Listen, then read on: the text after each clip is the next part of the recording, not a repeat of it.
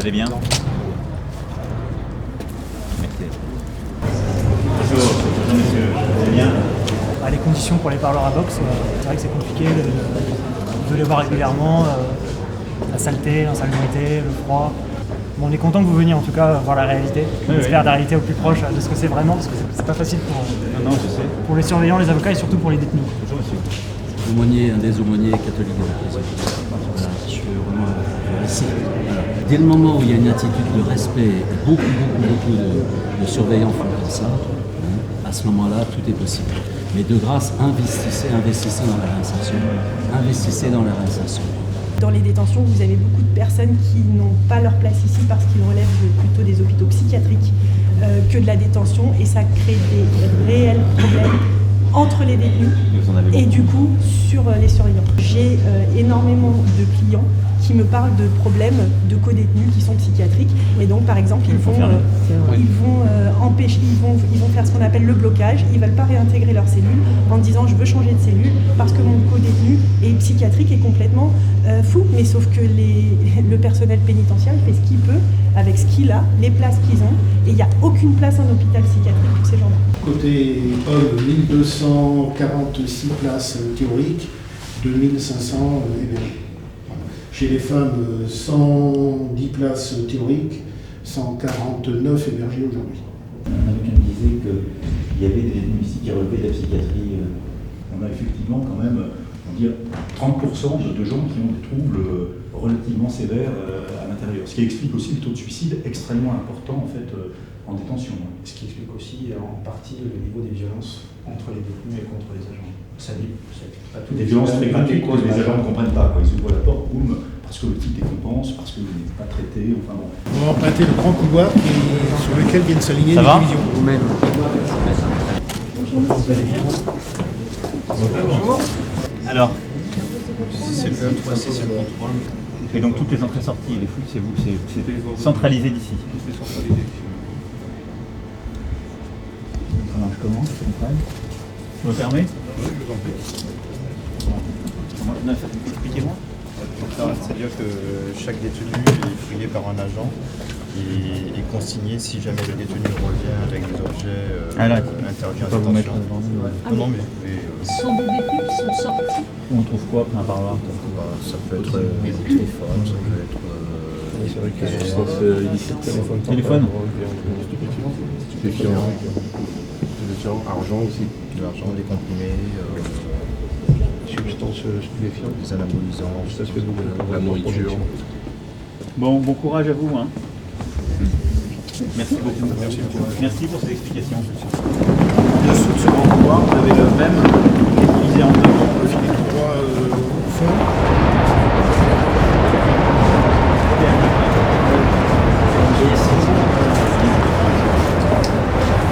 Vous avez entendu, donc nous sommes là.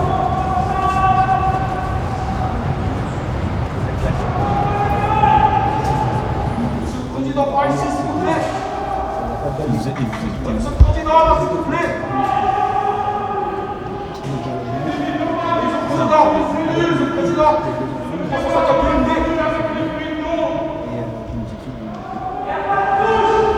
Sinon, on laisse allumer constamment, on va allumer. Vous voyez, sinon, ce soir, on peut pas dormir. Là, oui, là, il va dormir comme ça, lui. Moi aussi, je vais rester ma veste. de chauffage, c'est pas c'était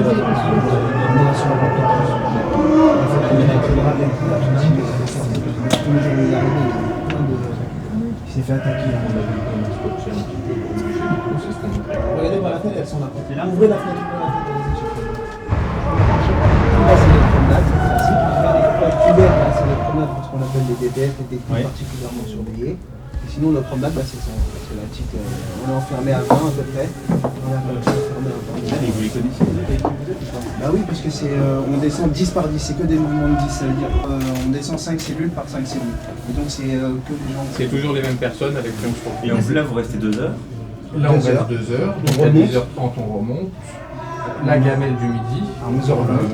pour les déjeuners, aux alentours de 11h15. Donc là, ils vous donnent une barquette avec, Et on mange jamais, nous. avec un fruit ou un légume. Et l'après-midi? Et après-midi, il y a une promenade de 2 heures aussi, 14h30 jusqu'à 16h30. Après 16h30, on rentre et extinction de feu jusqu'à jour lendemain. Il y a 2 semaines, il dit au surveillant, ce soir je vais me suicider. Le surveillant lui dit de fermer la porte, au lieu de le prendre en considération. Vous voyez, c'est la cellule 87 en bas, les scotchés là. Peut-être ils ont descotché pour votre rappeler. Il a fermé la porte, ils sont venus une demi-heure après pour la ronde, il était pendu. Et ça fait le 4e ou 5e mort qui est là depuis que je suis là, ça fait le 5e mort. Mais il était tout seul. Il était tout seul, au rez-de-chaussée ils sont tous seuls. Pourquoi? Parce qu'ils sont plus dangereux. C'est ce qu'on appelle les DPS ou les détenus. Ah oui. Donc, si je peux me permettre, libérez-nous. Non mais, il faudrait un peu dégager le truc, quoi. Il faut dégonfler le truc. Bon, messieurs, en tout cas, merci beaucoup Monsieur d'avoir... le Président, c'était un honneur, vraiment, Merci d'avoir vraiment un accepté honneur. de parler très librement comme ça.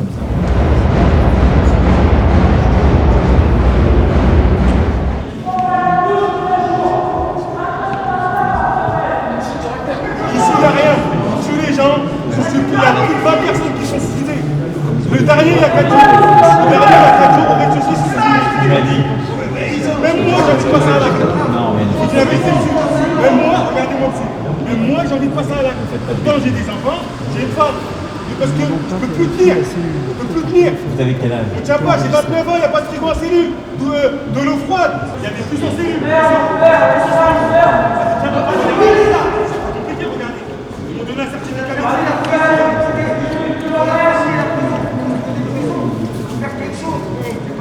la certificat de médicale parce qu'il y a des puces en cellule, j'ai attendu 1 mois pour l'avoir. Et parce que j'ai une branche j'ai une prothèse dans la jambe gauche. C'est un peu de comptable. Voilà.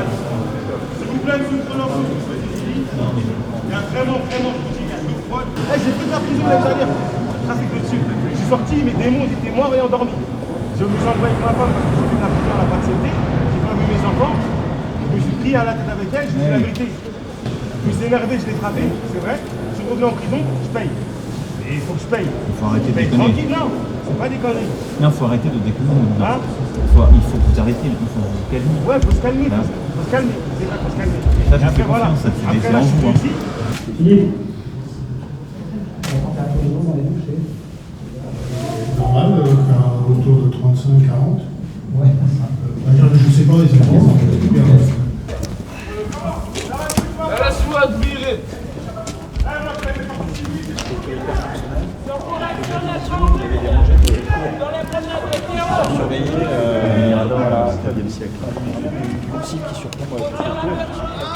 Au secours, à des jeunes! C'est ici qu'ils peuvent se faire balancer les portables Non, c'est sur le terrain du sport. On respecte les gens, on le respecte aussi, c'est bien. C'est bien que Macron, c'est bien. On a demandé, le monsieur le président de travail, on a demandé, mais il n'y a pas d'ici. Non, je sais, mais de toute façon, personne n'est complètement mauvais. Après, le sujet, c'est que il faut prendre conscience des bêtises ou des actes graves qu'on a commis. C'est aussi ça. Et passer à autre chose. Mais là où vous avez raison, c'est que sur des petites peines, c'est pas forcément utile.